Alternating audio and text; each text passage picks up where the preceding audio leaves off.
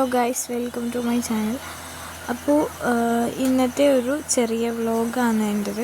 അപ്പോൾ രാവിലെ തന്നെ നല്ല മഴയുണ്ടായിരുന്നു,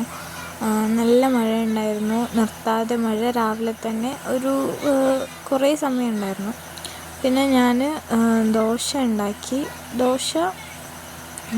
കുറച്ച് ഉണ്ടാക്കിയ അടുത്തുള്ള ഗ്യാസ് അടുപ്പിൽ തന്നെയായിരുന്നു ഞാൻ കറിയും ഉണ്ടാക്കിയത്. ദോശ ഉണ്ടാക്കുന്നതിൻ്റെ ഇടയിൽ കറി ഉണ്ടാക്കി. പിന്നെ കുട്ടികളൊക്കെ കഴിച്ച് ഒരു സ്കൂളിൽ പോകാൻ റെഡിയായിട്ട് സ്കൂളിൽ പോയി.